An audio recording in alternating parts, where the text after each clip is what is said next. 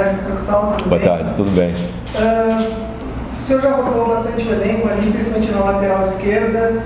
Todo mundo ganhou essa oportunidade. Eu queria saber se o senhor tem um titular para a posição e se o Nutti, quando entrou bem na outra partida contra o Brusque, se ele colocou uma pulguinha atrás da orelha.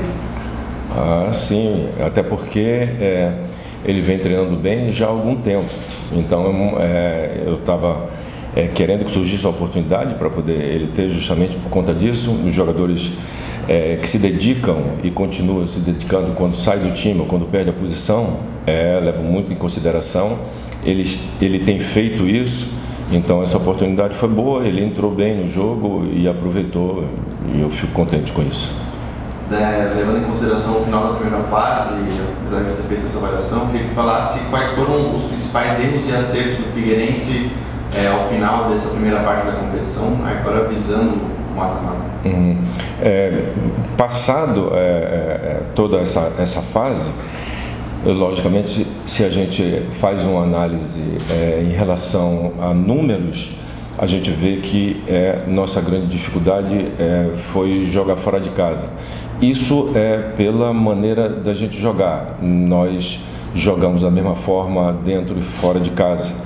E é uma equipe que joga de forma ofensiva e hoje deva perceber que isso em alguns jogos nos criou dificuldade. Talvez a gente possa, e nós vamos fazer, claro, uns ajustes quando os jogos forem fora daqui de Florianópolis.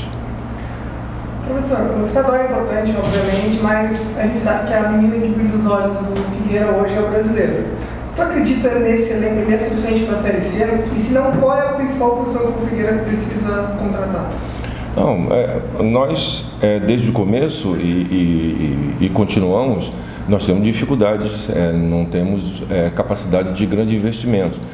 E com isso dificultou, porque mesmo aqui no campeonato estadual, a gente, desde o começo, nós estamos precisando da equipe de algumas peças para serem reforçadas, inclusive no sentido de características de jogadores. Por exemplo, a gente precisa fazer jogar de uma determinada maneira, mas a gente não tem jogadores com características para fazer algumas funções, e isso só você contratando jogadores com características específicas para isso, e isso está desde o começo. A gente ainda não conseguiu fazer isso e o trabalho continua, porque na Série C isso aumenta a necessidade e nós vamos continuar trabalhando para isso.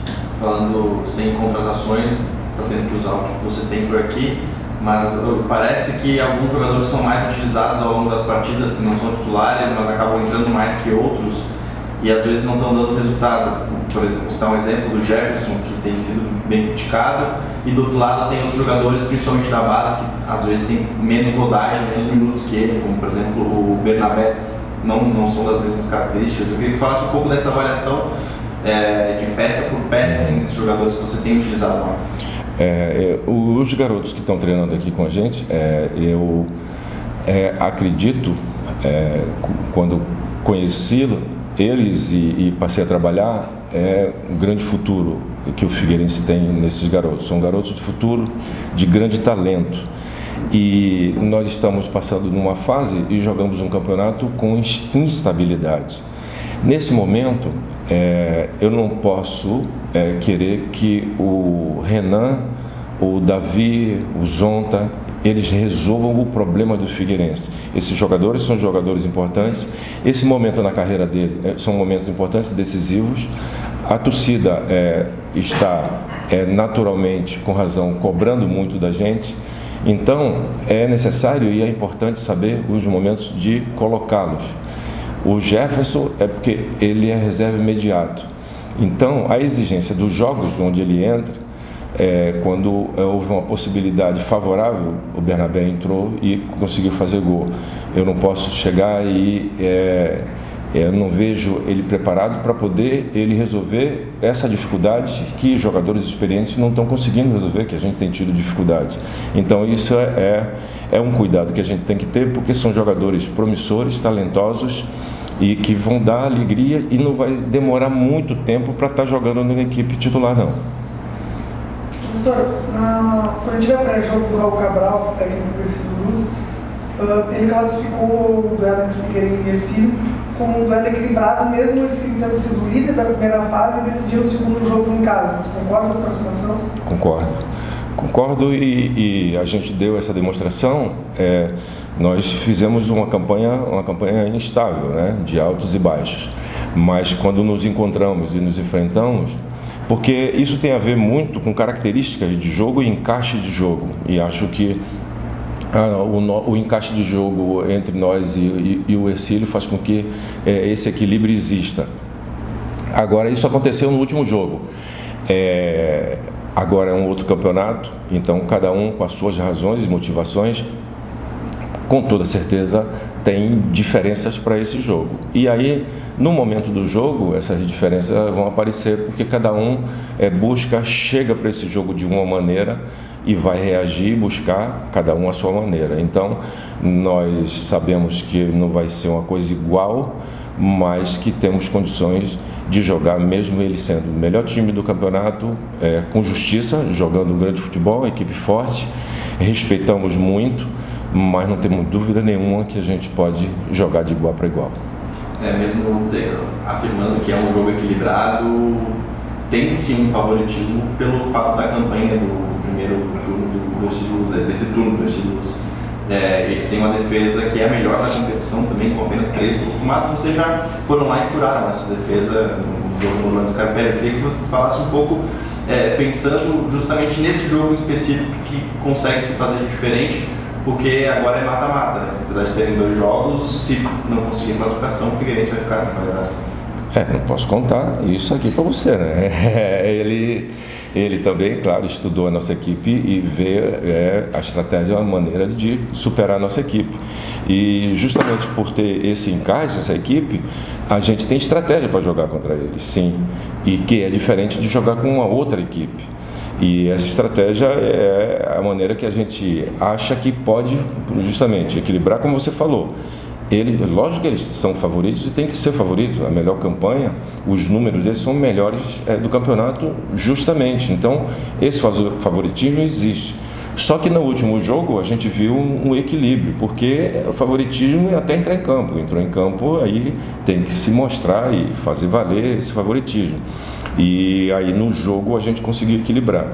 E nós estamos trabalhamos bastante essa semana para que a gente possa de novo enfrentar de igual para igual.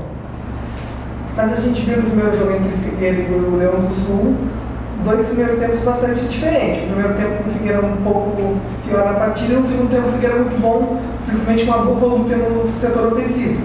Qual time que a torcida alvinegra vai ver no domingo? Aquele do primeiro tempo ou do segundo tempo, pressionando mais? Não, nós trabalhamos para que a gente tenha um desempenho do segundo tempo, porque para você superar uma equipe nesse nível, com esse favoritismo, você tem que ser a sua melhor versão. E a busca é essa, para sermos essa melhor versão. E a melhor versão foi o segundo tempo. Não quer dizer que a gente vai fazer tudo igual. Nós temos estratégias para que possamos jogar bem dessa forma para superar, que não é fácil. Nós temos que fazer um grande jogo para isso, porque é um adversário muito bom e de respeito. Gustavo, você se sente ameaçado como cargo?